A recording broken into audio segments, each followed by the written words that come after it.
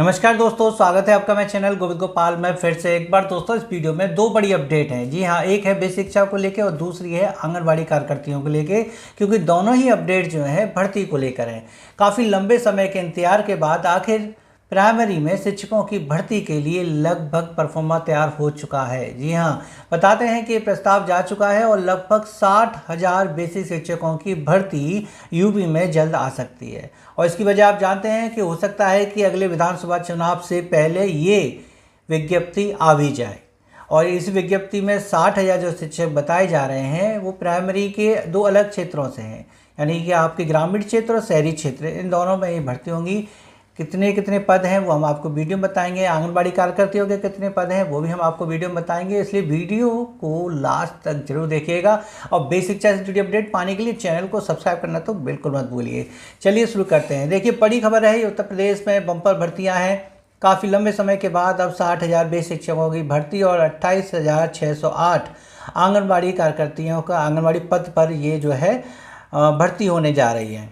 लेकिन आपको ये बताएं कि जो शिक्षक भर्ती है वो लगभग 68,500 और 69,000 शिक्षक भर्ती के बाद अब ये भर्ती होने जा रही है। लगभग हम मान के चलें 18 या 19 से अब 7 से 8 साल बाद ये भर्ती होने जा रही है। तो इतने लंबे समय अंतराल पर कितने डीएलएड अभ्यर्थी तैयार हो गए होंगे, कितनी जो है आपकी कंपटीशन्स की लेवल हाई जाएगी, आप इस पर विचार कीजिएगा। क्योंकि पद भी तो बहुत कम है, मात्र 11,508 पद जो है शहरी क्षेत्र के लिए हैं और 48,000 पद ग्रामीण क्षेत्रों के लिए हैं। ग्रामीण क्षेत्रों के लिए 48,000 पद इसमें दिखाए गए हैं। ज़्यादातर भर्ती जब इसमें होंगी तो आप सोचिए कि एक पद के लिए कितना हाई कंपटीशन रहेगा।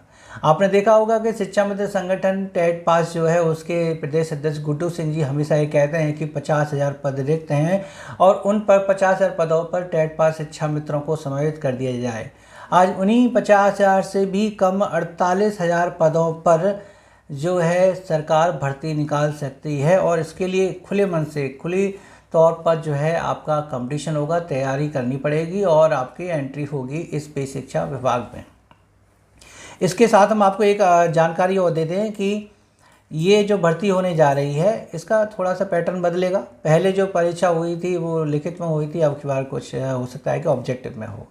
नया बदलाव एक और है कि ये पहली बार यूपीईएसएससी कराएगा परीक्षा, यानी कि अब पीएनपी के द्वारा परीक्षा कराई जाएगी और यूपीईएसएससी यानी कि उत्तर प्रदेश शिक्षा सेवा चयन आयोग इस भर्ती को पहली बार कराएगा। क्योंकि उसके बाद ये बना है जब से भर्ती हुई नहीं है। और पीएनपी तो आप समझ रहे हैं कि परीक्षाएं जो कराती है तो काफ़ी हार्ड लेवल का होता है और इसलिए जो दोनों ही तैयारियां जो आपको करनी है तो वो आपको अपने सोच लीजिए कि एक तो कंपटीशन लेवल के हिसाब से और क्वेश्चन के पेपर के हिसाब से, दोनों ही हिसाब से आपको सुपर टेट की तैयारी करनी होगी। और लेकिन सुपर टेट के लिए हम ये आपको बता दें कि आपको क्या क्या एलिजिबिलिटी चाहिए। तो 21 वर्ष न्यूनतम होनी चाहिए, 40 वर्ष अधिकतम होनी चाहिए। जो अदर कास्ट में आप इसमें छूट ले सकते हैं, है ना। आयु में छूट है कि अगर आप ओबीसी और एससी और एसटी और महिलाओं में अधिकतम आयु में 5 साल की छूट मिल जाएगी। परीक्षा पैटर्न सबसे ज़्यादा इम्पोर्टेंट रहा है इसमें, क्योंकि परीक्षा पैटर्न पिछली बार रिटन में था।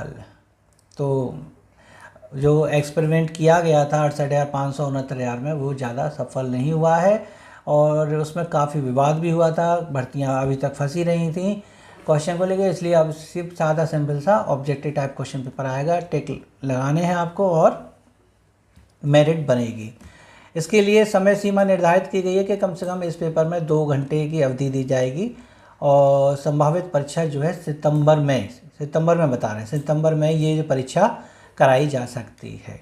तो अब तो आपको जी तोड़ मेहनत करनी होगी। और टेट की परीक्षा यूपी टेट जो है वो जुलाई में है, तो दोनों ही परीक्षाएं अब लगभग समय अंतराल ज़्यादा नहीं है बीच में, तो तैयारियां उसी से ही हो जाएंगी। अब बात करें हम आंगनबाड़ी भर्ती को लेके तो 28,608 पदों पर ये आंगनबाड़ी की भर्ती जो है निकाली जा रही है, जिसमें 7,068 पद आंगनबाड़ी कार्यकर्ती के लिए है और 21,540 पद सहायिकाओं के लिए है। तो ये आप समझ रहे हैं कि एक बम्पर भर्ती है आंगनबाड़ियों की। पहले भी 1-2 बार ऐसे विज्ञप्ति जारी हुई हैं लेकिन उन पर सही तरह से नियुक्ति नहीं हो पाई है। तो इस बार जो है इन्होंने इतनी बड़ी भर्ती निकाली है। जो पिछले 6 जिले थे, गाजीपुर, हाथरस, कन्नौज, मैनपुरी, पीलीभीत और वाराणसी, इन पर थोड़ी नाराज़गी जताई गई थी क्योंकि रिक्त पदों के अनुसार इन पर सही तरह से भर्ती नहीं हुई थी। लेकिन अब भर्ती का आदेश आ गया है, तो देखिए दोनों तरह से दोनों को मौके हैं, क्योंकि अब आंगनबाड़ी प्राइमरी स्कूल से अलग नहीं है, वो भी कोलोकेटेड आंगनबाड़ी जो होती हैं वो प्राइमरी स्कूल के ही एक तरह से सदस्य हैं।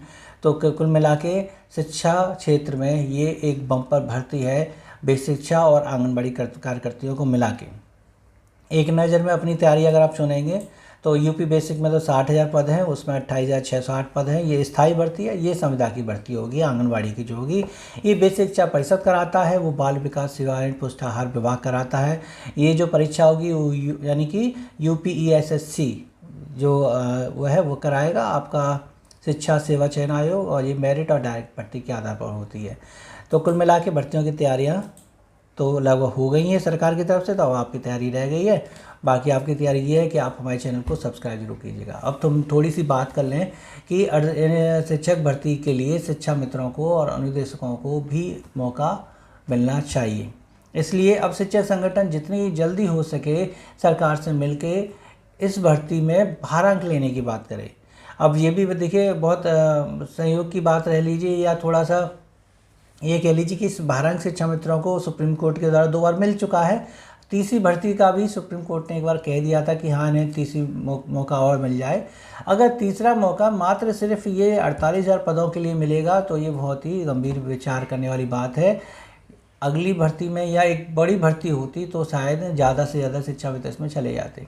50,000 तो शिक्षा में टेट पास हैं ही, और भी शिक्षा में टेट पास हो जाएंगी तो लगभग सभी टेट पास शिक्षा मित्रों को भी नौकरी नहीं मिल पाएगी। अगर वो सुपर टेट की परीक्षा पास कर लेते हैं तो ही जाके कुछ हो पाएगा। इसलिए इसमें शिक्षा संगठन को 2 बिंदु अपनाने हैं कि या तो वो सुपर टेट में भारांक लेगा या फिर वो मेरिट में भारांक लेगा।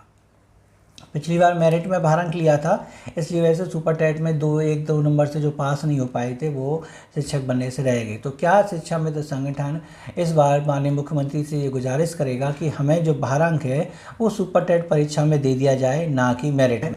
जिस हिसाब से गुड्डू सिंह और भी टेट शिक्षा मित्र संगठन इसमें प्रयास कर रहे हैं, उसमें ये प्रयास करना पड़ेगा कि इन 48,000 पदों पर कैसे टेट पास शिक्षा मित्रों की नियुक्ति होगी और ज़्यादा से ज़्यादा टेट पास शिक्षा नियुक्ति होगी।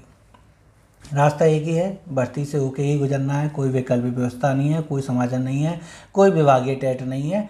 ये मौका 3 महीने के अंदर आपको मिलेगा और इसको आप कितना बना पाते हैं ये देखा जाएगा। चलिए ये थी अपडेट आज के लिए आपके बेसिक शिक्षा से जुड़ी और आंगनबाड़ी से जुड़ी अपडेट, और हम उम्मीद करते हैं कि आपको पसंद आएगी। तो वीडियो को लाइक कीजिएगा, शेयर कीजिएगा, चैनल पर नए हो तो चैनल को सब्सक्राइब कर लीजिए। मिलेंगे आपसे अगली वीडियो में ऐसी कुछ अपडेट के साथ। तब तक नमस्कार, जय हिंद।